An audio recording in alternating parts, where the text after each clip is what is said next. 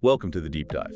Today we're getting into some really fascinating and I think sometimes challenging material you've shared. It's from a YouTube discussion, right? Focusing on Turkish politics and society. That's right.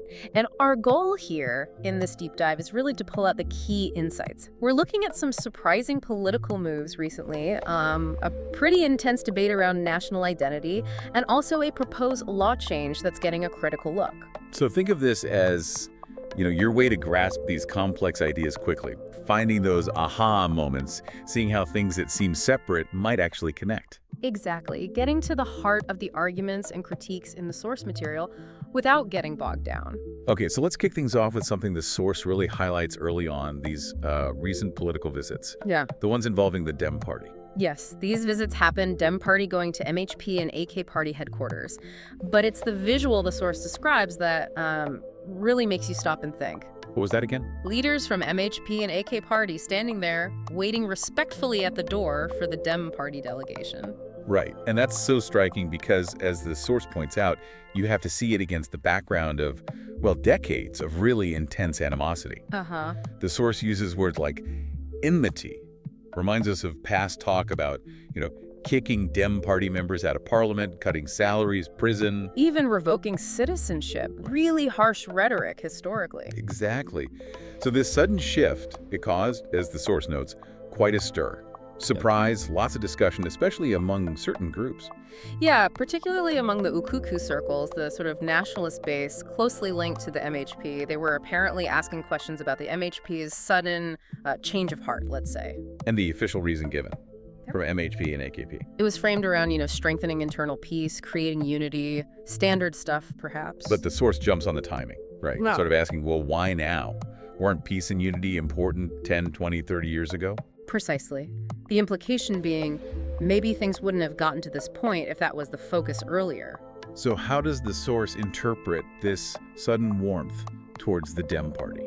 Their take is that the DEM Party is suddenly being treated almost like a new rising star, a respected partner, maybe even a potential new ally for the Khmer Alliance. To win over their voters, perhaps. Or get support for something down the line. That seems to be the suggestion. Maybe constitutional changes, things like that. And of course, the opposition had something to say about this. Naturally. The source mentions the accusations of hypocrisy flying around. How can you call them terrorists one minute and then be demming with them the next? That phrase from the source. Implying this cozying up, this legitimization. Right. But here's where the source offers a really interesting counter-argument, or maybe just an observation about the political reality. Okay.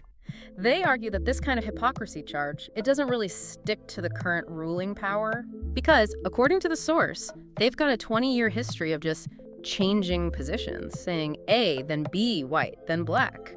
Apparently without much political cost or, shame. So that leads into a deeper critique the source makes, doesn't it? Not just about the government, but about the opposition too. Yes, and maybe even critical citizens. The source asks, why did they seem to accept or echo the government's line when the DEM Party was being demonized? Instead of developing their own independent stance. Exactly. Why didn't they create their own policies, their own narrative? The source sees this as a key weakness, a failure to build a political vision for Turkey that isn't just reacting to whatever the ruling power says or does. And the source gives examples of this pattern, like how labels change. Right. The shift from Semat to FETÖ after 2016 is the classic example they bring up, and how quickly others adopted that new framing. So back to the DEM Party outreach. The source sees it driven by need, a need for an ally. Primarily, yes. Especially if constitutional changes are on the agenda. And they expect it to be justified with talk of, Turkey without terror or getting the PKK to lay down arms. But regardless of the stated reasons, the source emphasizes the change in tone, the warmth, the respect shown now compared to before. It's quite the turnaround, and it makes you, the listener, think, what does this kind of political chess game tell us about power dynamics here? How do these big shifts in rhetoric actually shape how people see things, and what becomes possible politically? That point about shifting strategies and rhetoric feels like a natural bridge to the second big theme the source tackles. Ah, yes, Devlet Baseli's comment, the one about creating a new national identity. Right, which, as the source describes, caused quite an uproar. Especially in nationalist circles, yeah. Fears about erasing Turkishness, dividing the country, maybe even taking the word Turk out of the constitution. So how does the source analyze this? They go back in history, don't they? They do. It's quite a fascinating historical trace. First, the Ottoman era. The source suggests Turkishness back then was often tied very closely to being Muslim. So seeing a Muslim abroad, say an Albanian or Afghan, might lead someone to just call them a Turk. That's the kind of perception the source mentions, yeah. Then comes the Republic, Ataturk, and a huge shift. This is the citizenship definition. Exactly. Everyone bound to the Republic of Turkey by citizenship is a Turk. The source calls this extraordinary, really advanced for its time. A civic umbrella, basically. Right. Meant to unite everyone, different ethnicities, even non-Muslims, under the banner of being a citizen shaped by Turkey's culture. Right. Shared language nuances, tastes, holidays, music, things that go beyond race or religion. That was the idea, according to the source. But the source argues that's not how it was applied, especially by nationalists. Correct. They argue that groups like the MHP, in practice, treated Turkishness more as an ethnic or even racial identity, linking it back to Central Asia. Seeing it as a specific ethnic group with relatives abroad, like Turkmens in neighboring countries. That kind of perspective, and the source claims this had a major consequence. Which was? It broke that unifying civic umbrella. If Turkishness means a specific race, then other groups, Kurds, Arabs, Circassians, Armenians, they felt excluded, second class perhaps. And started defining themselves separately as distinct ethnic nations within Turkey. That's the argument. The source even claims this policy, defining Turkishness racially, actually helped those who wanted to divide Turkey, drawing that parallel to the old Sevres sphere. The post-WWI treaty that symbolizes partitioning Turkey for many nationalists. The source essentially says this nationalist approach, reducing Turkishness to race, is a root cause of the division and conflict seen today. Wow. So given that history, according to the source, how do they read Baseli's current talk of a new national identity? They suspect it means trying to make that racial definition more official somehow, maybe in the Constitution, maybe just in discourse, while at the same time formally acknowledging that yes, other ethnic groups like Kurds, Arabs, Circassians, etc. exist within Turkey. And they note that officials are using the word Kurds more often now. Yeah, instead of softer terms like citizens of Kurdish origin, that's an observation they make. Then the source throws out a challenge, doesn't it? Asking these fundamental questions. Right. Who is a Turk? Who is a Kurd?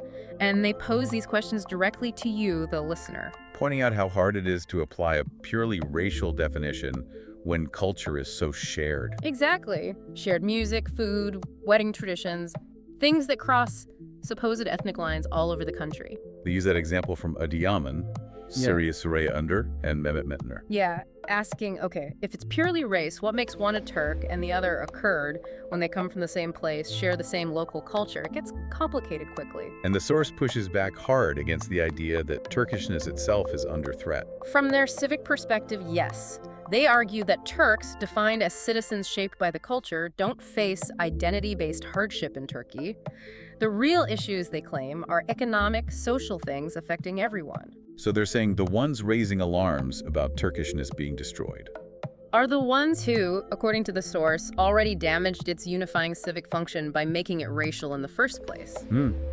The source does acknowledge the fears people have division, SEV, the Greater Middle East Project idea. Oh yeah, they mention those fears, but they express frustration that the critics of this new identity talk often just react emotionally without offering any actual solutions for the divisions that, the source argues, resulted from those past policies. So just to be clear, the source's preferred definition is Turkishness as the shared identity of all 86 million citizens shaped by the country's culture. An umbrella, underneath which different ethnic backgrounds can and do exist. And they use mixed marriages as an example of how messy racial definitions get. Right. A Kurdish mother and Turkish father whose child marries an Arab. A Circassian and Arab whose child marries a Kurd. How do you apply rigid ethnic labels then? The source finds it absurd. This whole discussion really makes you think, doesn't it? How a country defines itself, defines who belongs, how that impacts everything. Social harmony, inclusion. Absolutely. And it leads you to ask, what are the real-world consequences long-term of choosing a primarily civic definition versus an ethnic or racial one.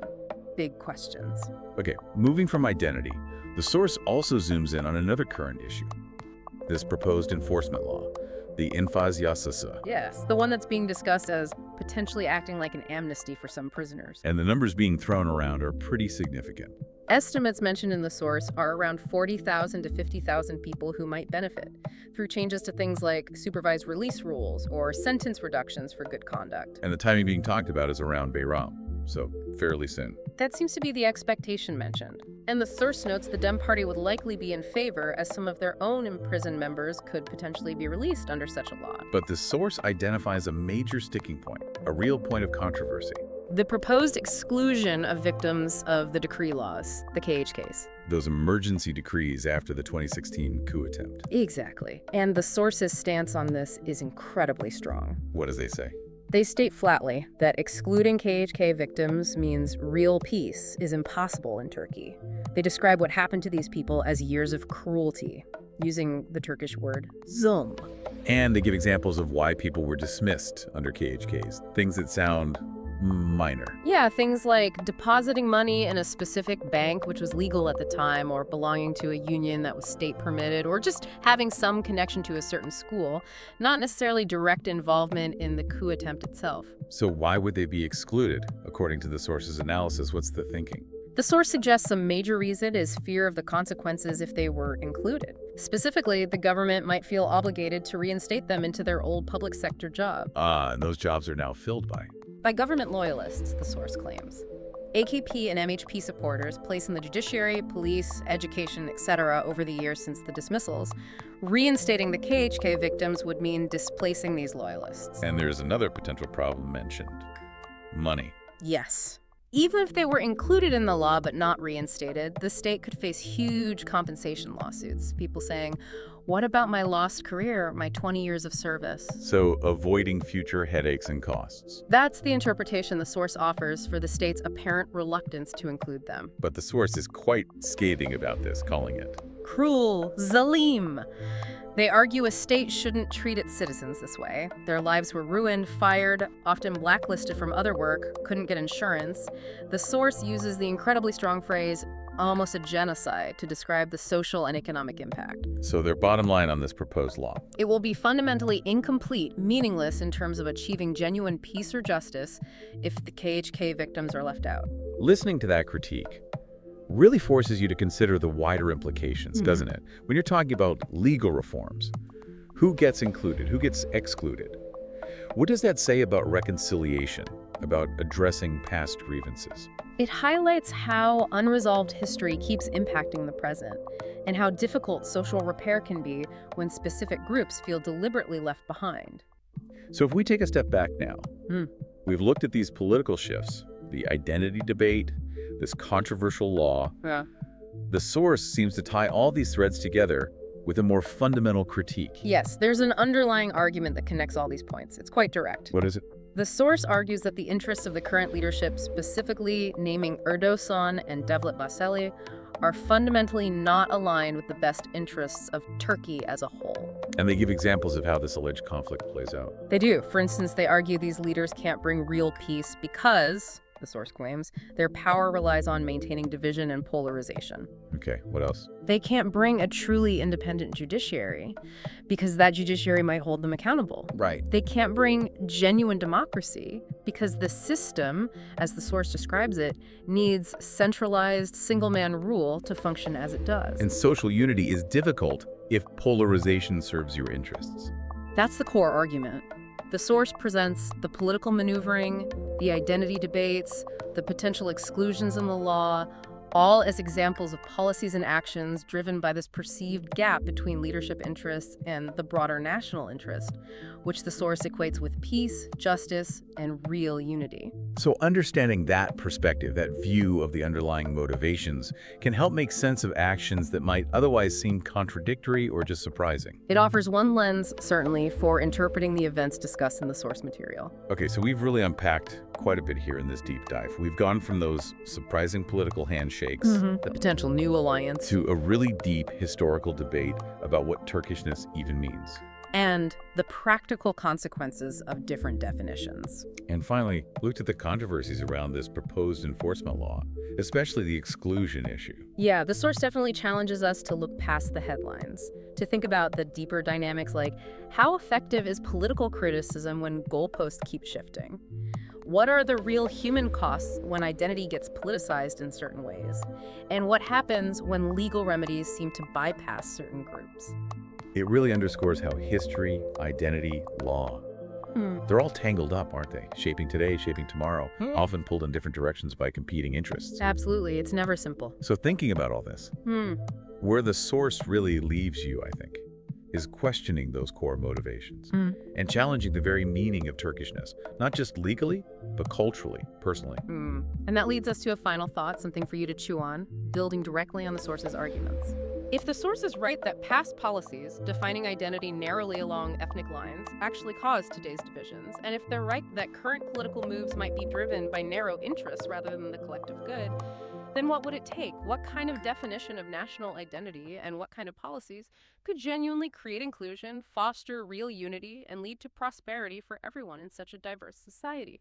What does true unity even look like once you strip away the political rhetoric?